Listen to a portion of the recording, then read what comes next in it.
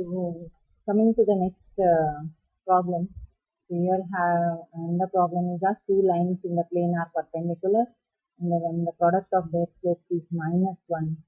Apply this to the vectors x equals to vector is given x1, x2, and another vector y1, y2, whose slopes are the slopes of x is x2 bar x1, and the slope of another vector is y2 by y1, and you have to the two lines in the planes are perpendicular and the product of their slope is -1. So to drive again the orthogonal condition, we have automatically this is always the orthogonal condition. So we have to check what is the condition for orthogonality of x and y. So you know x1, x2, y1, y2, x2 by x1 into y2 by y1, because the problem is as what the product of their slope is -1. So here we are writing the product of the two slopes of a line. This is one slope and this is another slope. If you are multiplying, we should get -1. So taking into account x2, that becomes what x2 y2 equals to minus x1 y1. So taking with the other side, we can even write this as x2 y2 plus x1 y1 equals to 0, and so x1 y1. This means what? I can represent this equation in terms of x1 x2 and y1 y2. This means what? This is x transpose and this is y, and that is giving you 0. So automatically so they are orthogonal to each other. How do you know that ith row of an invertible matrix B is orthogonal to the jth column of B inverse if I is not equals to J? So you can solve this very simple. The invertible matrix, so it should be a square matrix. If it is invertible, then it has to be a square matrix. And you know that if you have a square matrix, if I take it as matrix B and its inverse should be equal to the identity matrix. And you know what is the identity matrix? One being in identity matrix, value 1 is placed when I is equals to J, and you have 0 when otherwise. So just taking into account, if I take the entries of B and B bar are not dot product of the ith row of B and the jth column of B bar, because if I have the entries of, if I am multiplying B and B bar, they are not are all dot products of the ith row. If I am multiplying B and B bar, so the rows of this in the inverse it can be, that is the will not be the or are all dot products. Here if I have B and B bar, they are invertible B, and this becomes so one vector of B and one vector of B bar. So automatically if you are multiplying this row and column, so I can call it as a dot product. So I am calling ith row and ith column or jth column, I can say, because J is represented for column, ith row and jth column. So entries of B is ith row and jth column. So you can have B bar inverse. So you can have I is not equals to J, then what will be the dot product? So the dot product of ith row of n B and jth column of B bar will be automatically 0, because the identity matrix I equals to J is usually 1. Otherwise it does not otherwise that is I'll have only diagonal values 1, and otherwise I'll be having it as 0 if it is a matrix. So I not equals to J, the ith row, that is ith row and of n B and jth column of B is 0. Whenever you have I equals to J, there itself you will be getting it as 1. So automatically therefore they are orthogonal. Right? So B bar is nothing but I can call it as row vector multiplied with a column. So I can represent them as a dot product.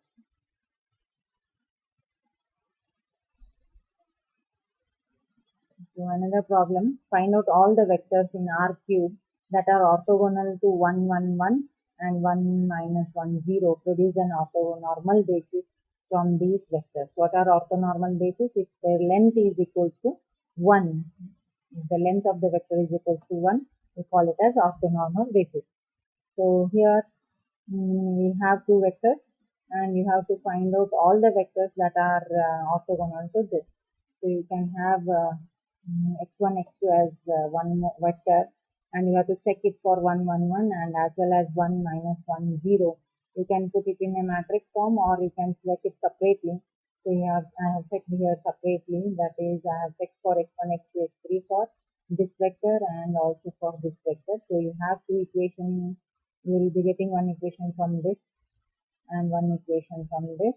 So you have x1 equals to x2, and here x1 plus x2 plus x3. From this, I can write here that x1 equals to minus x2 x3, and x1 equals to x2. If I substitute, I'll be getting it as 2x2 equals to minus x3, because already x1 is equals to x3. I'll write in terms of x3. So x3 equals to minus 2x2. That means one, I have a variable. I have one part element x1, another part element x3, and x2 is a free variable. x2 becomes free variable from this expression and from this expression, right? So I can write the basis for that. So I can find out if I take x3 equals to 1, I can write x1, x2 values. The one value I have taken here. Let x2 is free variable. I am taking x2 as 1, and so x1 becomes 1 and x3 becomes minus 2 from this and this. So this is one vector which is orthogonal to both the vectors, given vectors. So similarly, you can find out the values of x2 decides the space. So all the linear combinations of x2 with the x3, that gives you the orthogonal basis for 1, 1, 1 and 1, minus 1, 0.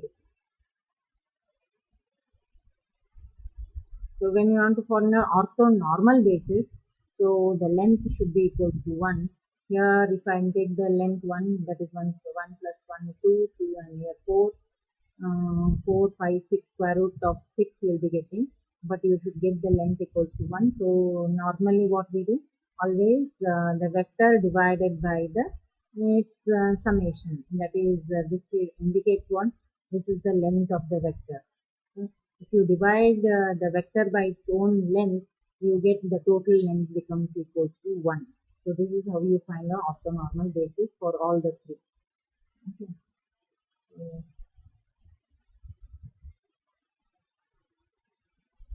coming to next problem.